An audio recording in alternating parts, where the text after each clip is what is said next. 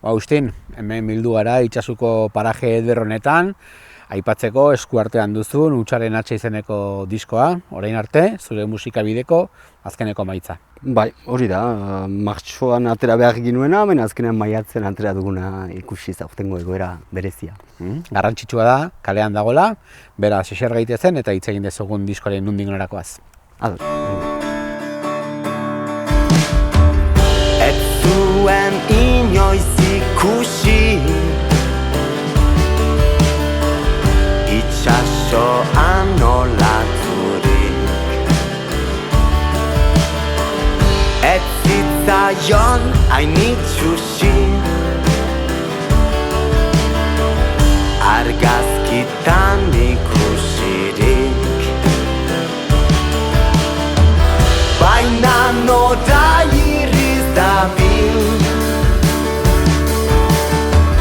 baina nora irriz dabil. Arratsaldean, Agustin. Atxaldeon, Koldo.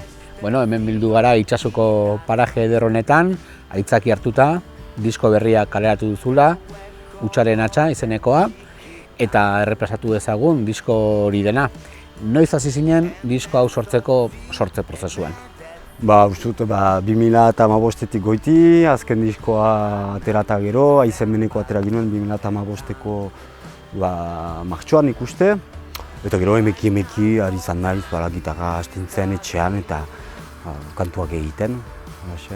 Zure izenean kaleratzen duzun hirugarren diskoa da honakoa, nilen diskoarekin ezagutu zintudan orain dela 7-8 urte, baina kasi 2 hamarkada daramazu musika sortzen, 18 urte aipatu berri diazu. Bai, 16 urterekin hasi nintzen kantuak idazten, pixka bat. Ez duen baita ezpada talendua handirik musikan edo, baina banaken banitola horako zenbait gaitasun kantu bat egiteko, idatzi behar da pixka bat eta gitarrarekin zenbait akorde egin. Eta gaitasun hori nuela sinetxi izan dut aski goiz. Eta beraz hasi naiz emeki idazten eta jendea entzinean aurkezten kantuak. Esango zenuke asko aldatu dela zure kantuak sortzeko manera debuteko diskotik gaur eguneraino? Bai, pixka bat, debutean hasi nintzen lehenbiziko esperientzia zen niretzat, estudio esperientzia eta talde batekin ere aritzea. Lagunak uztartu ziren ene inguruan disko hori gauzatzeko, beraz esperientzia berria izan da. Eta orai badut esperientzia doi bat gehiago, estudioko lana ere ezagutzen dut, prozesuan ere kantuak egiteko maneran ere hobetzen da, musikalki eta idaztean ere, uste dut emeki zahartzearekin hobetzen girela. Eta beraz bilakaera, estilo bilakaera ez dakit handia denez, baina agian azken diskontan kantu lasaiagoak, akustikoagoak landu ditugu, beste sonoritate batzu aurrekoetan ez genituenak landu. Musikalki adar ezberdinak ukitzen dituzu, pop melodia goxoak badira, folk giroak ere entzuten dira diskoan, eta gitarrak ere oldartzen edo zorrozten dira, rock giroetara bideratuta, ez? Pixkat 3 parametro horietan kokatzen da zure musika jarduera. Bai, nik beti gustatu izan zait folka eta uste dut estilo horretan hitzak aintzinean emanak direla eta hori gustatzen zait, nire kantuetan saiatzen naiz hitzak lehen mailan ezartzen.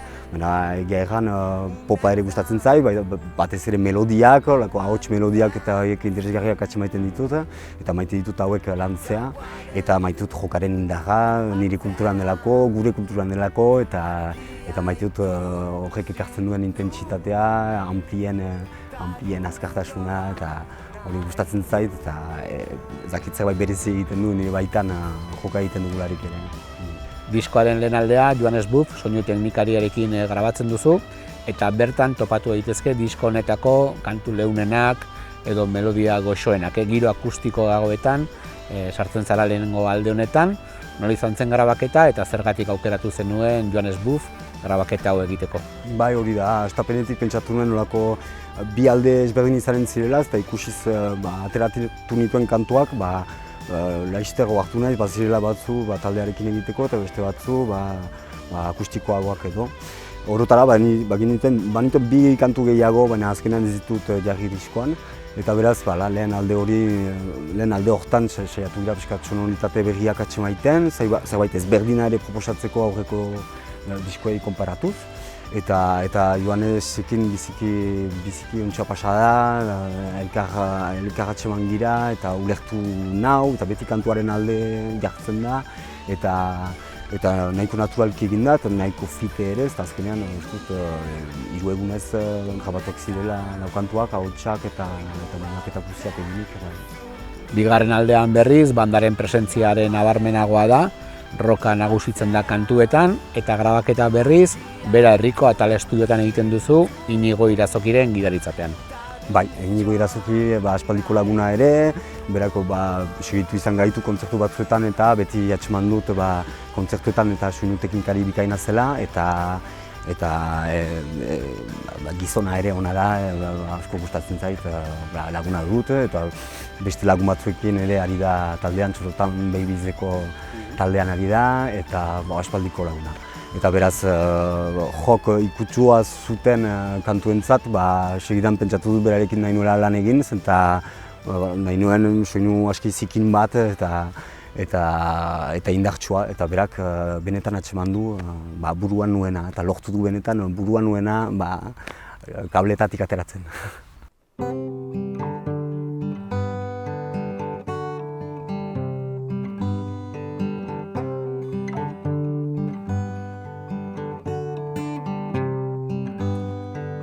Baite eseri da mundu bazterrean, durrai dauli naiz segundu bakar batean mundu aldrebez.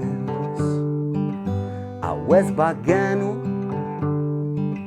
mundu aldrebez, jarriko banu iguzki argia lehioen artean, miladen irria iratzarri nahi nauenean mundu aldrebez. Untan ezpanitz mundu aldrebez, izango ezpanitz. Zure izenean argitaratu zu diskoa, baina ez zaude bakarrik egitasmo honetan, Agustin Alkaten izenean dator diskoa, baina atzean baduzu banda potente bat, ez? Bai, kristen banda eta eskatzen ditut, eta bestan dena hori talde lan bat dela. Egia egan, nire izenean joiten gira, eta nire kantuak dira, astapen batean nik idazten ditut, eta nik sortzen ditut melodiak, eta baina ene ondoan baditut lagun batzuk, nirekin jolasten segitzen dutenak, maite dutenak egiten duguna, eta horiekin gero lantzen ditut moldaketak eta kristoen indarranik ekartzen bali badut, ez dakit mamia horiek altxagarria ekartzen dute, eta egiten dugu nahiko polin bat niretzat. Ezagutu ezagun zein diran zure bandako kideak? Mados. Beraz, lehen da bizik Julien Labat, gitarrista, aspaldiko laguna, berarekin Euskal Herri guzian ibiltzen gira, batzutan bikote formatuan, batzutan hirukote edo laukote formatuan, baina gehien bat nire ondoan den pertsona hori izango da, eta izan da benetan ezagutza handi bat nire bizitzan, berak kristen maila du, kantuak edertzen ditu, eta gero sanbide gain, bera ere aspaldiko laguna, badura hogei urte pasa ezagutzen girela, Willis Drummondeko basu jolea ere. Eta berak proposatu zidan, 2013an proposatu zidatelarik ere lehen diskoa grabatzea, bera etorri zen lehen da bizi eta bere proposatu zuen bere izena, nirekin aditzeko, eta geroztik ez gira sekuran separatu. Eta gero Pierre Sangla izan da disko honetan, lehen da bizi hasi nintzen lehengo bi diskoak egin dituen Felix Buffekin, baina Felixek baditu 11 proiektu, eta berak zidan proposatu Pierre Sanglari aipatzea, eta beraz Pierre Sanglarekin egin dugu disko hori, eta zinez elkartu gira, elgarratxeman gira ere biziki ongi, hemen ezaguna da bateri jole gisa, kristen maila du, baina mutiko ona da ere, eta xumea, eta bazer bat da berarekin lan egitea. Diskoan ere entzun ditzazkegu emakume ahotsek, Kamile hor dago, Orbel taldean eta Umama taldeko kidea, kantuai bisitasun pixkat eman diez. Bai, disko guztietan saiatzen dira horako gonbidapen berezi batzu sartzen, eta ihes egin diskoan deia aritu izan zen Kamila, bere lehen gusuarekin, nahiarekin, hola koroak jartzen, pixkat borobitzeko dena. Bigarren diskoan Txusara Murua ari izan zen ere, teklatuak jartzen. Eta aurtengoan pentsatu dut berriz Kamila Zubeldiari, koro batzu sartzeko, berari gustatzen zaio olako batzu hautsa ezartzea, baina pixkat gibelean eta lan hori gustatzen zaio, eta biziki ederki egin du, oso pozik naiz emaitzaz. Eta diskoaren azken kantuan blues txipi bat egin dut, Ayama Blues, eta hor gomitatu dut Kiki Graziet, bera ere aspaldiko musikaria Euskal Herri guztian ibili izan da Niko Etxartekin, Niko Etxart eta Apa taldearekin, eta berak hau soinua sartu du, berak egiten dakien bezala. Diskoa modu politan amaitzen da, nola eta blues batekin? Bai, horita bera, ez duten nire burua bluesman bezala kontsideratzen, beti ikusi izan dut hori, beti gustatu izan zaizkit, horako blues kantuak, eta batez ere gana dut, Robert Johnson edo holako blues zaharrak akustikoan simple. Eta holako bat bururatu zitzaidan, egia egan, nik ez dut ezer asmatu, melodia ere daget oso ezaguna da, blues bat da, ez da besterik.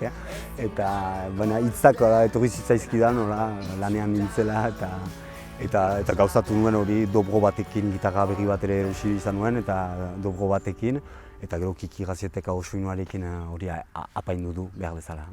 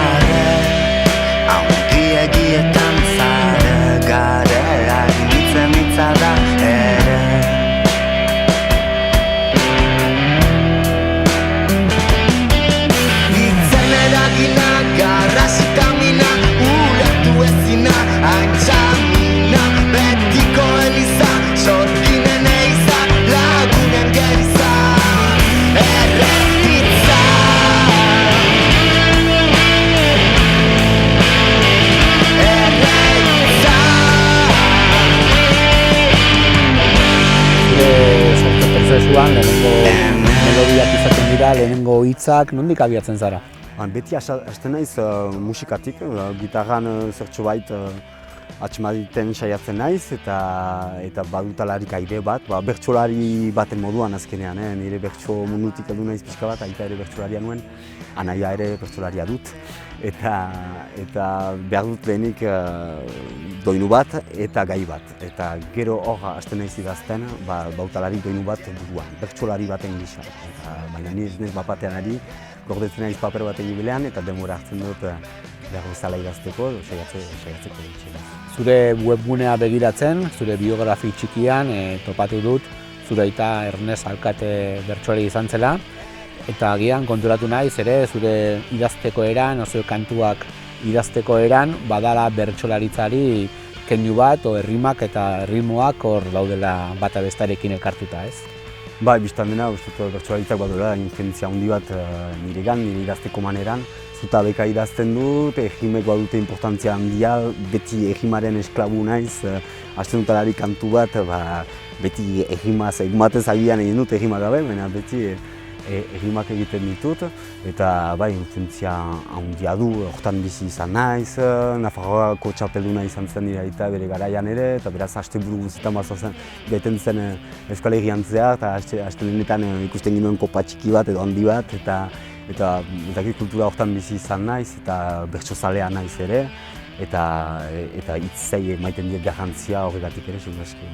Ez nuke esango kantu ezkorrak direla, baina argi askorik ez dago hitzetan, ez? Bai, dagoela garaiaren ere istada da, ez dut baitizpa nire garai honenak pasatu, nire bizia pixka bat aldatu da, etxez aldatu naiz, egiz aldatu naiz, eta behar da horrek iluntasun puntu bat ekartzen du disko honetan, baina justuki terapia bat bezala hartu izan dut, eta aurrera joiteko gauza batzu behar nituen atera, eta behar da horregatik iluntasun apur bat aurkitzen da, itxaropena ere agian, baina horregatik bai, nik uste bai.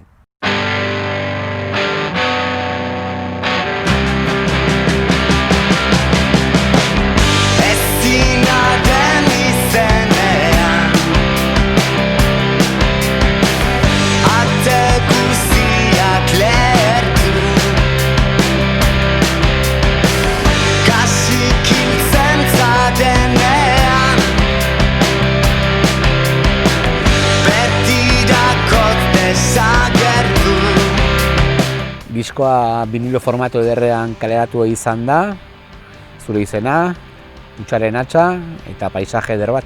Bai, helburua zen obiektu polit bat egitea, eta diskoa krisian da, Euskal Herrian talde askok ez ditugu disko hainiz saltzen ere, eta beraz nahi nuen obiektu polit bat egitekotan zerbait, eta horako formatu edo edizio mugatuan 300 ale bakarrik egin ditugu, eta hartako pentsatu nuen obiektu polit bat zitaikela vinilo bat egitea, eta CD-a ere barnean, vinilo xuri bat, eta Clara Alberdik egin du argazkia, azalaren argazkia eta barneko argazkia ere, eta halaxe. Eta diskoa ateratzen da autokoizpen bidez. Zuk zeu sorturako zigilu da, ez? Bai, beti esperientzia berrien bila nabil, eta egia esan astapen batean 2013an oso popetu izan dire gana, eta beraz horiek esker hasi duen nire diska ibilbidea. Eta gero esperientzia bikaina izan zen, gero elkar etorri zen nire gana, eta hor ere beste esperientzia bat, eta beti postekoa da, horako enpresa bat interesatzen delarik buskat zure lanari, eta beraz joan nintzen, eta esperientzia berri bat izan zen. Eta hor, zinez, ikusiz garai ilun hauek, eta sortze prozesua, uste dut disko honetan badela asko nitarik, bada taldekideen kutsua ere bada, baina zinez disko pertsonalena izango da, edo intimoena, segurazki. Eta beraz, naturala iduritzen zitzaidan hori bururaino eramaitea eta autoekoizpen bat egitea, eta nahi nuen benetan jakin zer ziren prozesu ezberdinak kantu bat egitetik diskoa esku artean ukan arte, eta ez nituen ezagutzen prozesu guzi hauek, eta orai denak ezagutzen ditut, eta gero dako ere txantzatko. Bueno, Agustin, orain momentua litzateke errepidera atera, bandarekin eta kantuak aurkezteko. Momentu zegoera den bezala izan da ez da errez, baina zure asmoa hori litzateke ez, banda hartu, furgonetan sartu, eta zeharkatu Euskal Herria goiti bera. Hori da, nik ez dut beste ambiziorik, azkenean ez dut hori egiten, nire pamaren zate edo, helburua lagunekin enfokoi hartu eta Gasteizera joan, eta gaztetxean jolastu edo beste edozein lekutan, edo Gernikan edo beste edozein lekutan, eta helburua hori da lagunekin joaitea eta musika egitea, ongi pasatzea eta agian sartzea mozko handirik gabe. Gu gozatu dugu zure disko berria entzuten, jarraituko dugu entzuten, eta alde heinean, zuzenean ikusteko aukera izaten dugun. Agian, mineskera interesagatik azteko. Zuri.